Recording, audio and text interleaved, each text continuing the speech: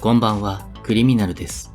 今回は久しぶりに犯罪心理、社会心理系の動画です。現在問題となっている煽り運転。そもそもなぜ煽り運転が発生するのでしょうか。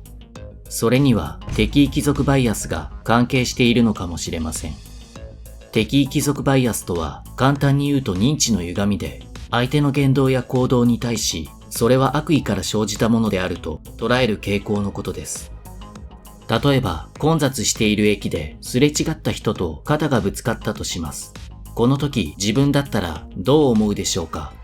混雑しているからしょうがない。自分が良ければよかった。と思う人もいれば、こいつわざとぶつかってきやがった。と感じる人もいます。これに関しては、後者の方が敵意貴族バイアスが働いていると言えます。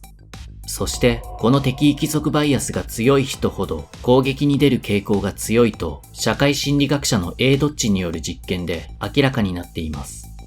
敵意貴族バイアスが強い人は、相手の言動や行動に対し敵意を見つけ出しやすい傾向にあるのです。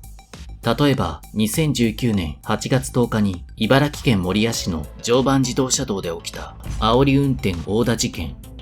この事件の犯人は前を走る車が遅くて妨害されたように感じ煽り運転をしたと供述しています。つまり加害者は相手に対しありもしない敵意を見つけ出し、それに対し怒りを覚え煽り運転をしていたのです。まず自分が敵意を持つのではなく、相手が自分に対し敵意を持っていると思い込むのです。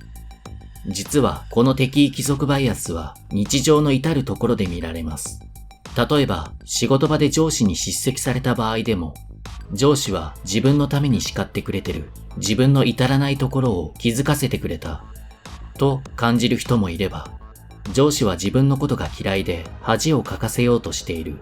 と感じる人もいます。このケースですと、後者が敵意貴族バイアスが強いということになります。また、敵意貴族バイアスに陥っている人は、自分が苦手としている人に良くされた時も、何か裏がある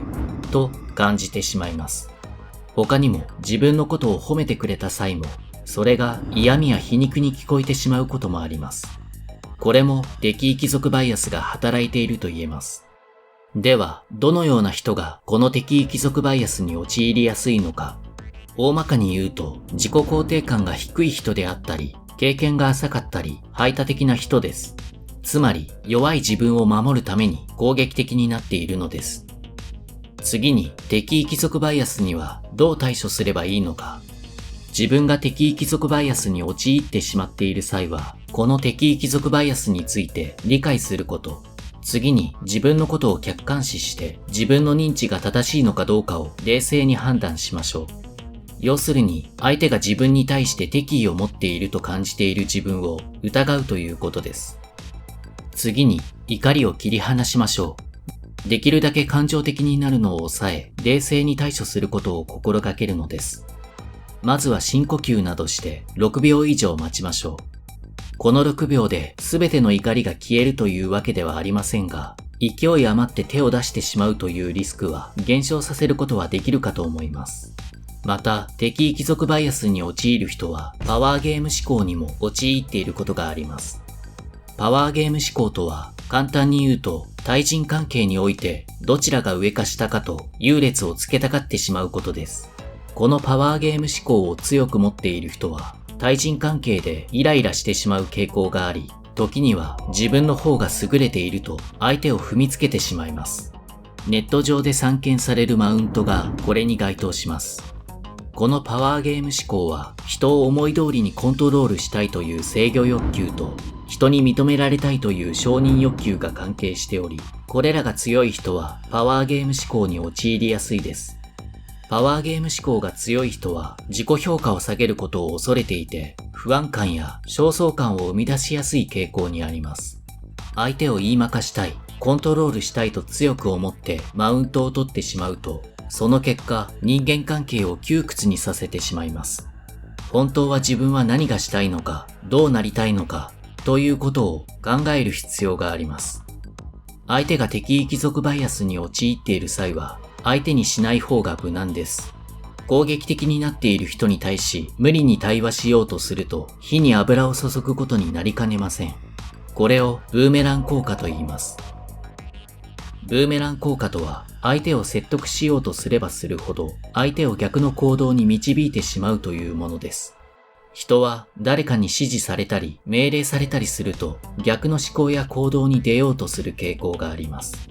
ゲームをやめなさいと言われればやめたくなくなりますし、宿題をしなさいと頭ごなしに言われるとしたくなくなります。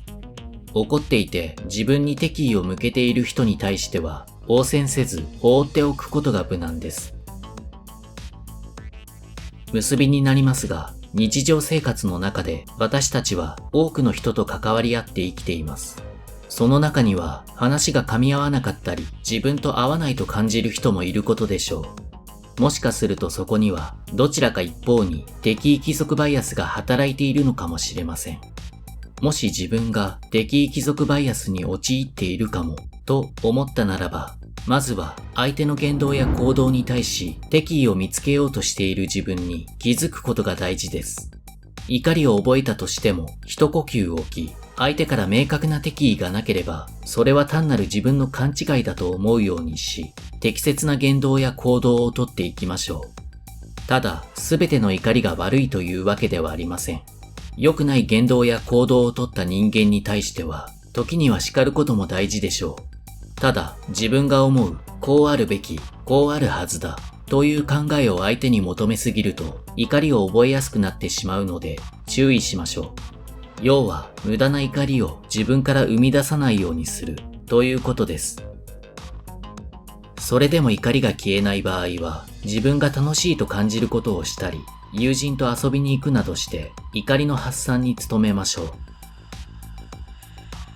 それでは、今回の動画は以上です。ご視聴ありがとうございました。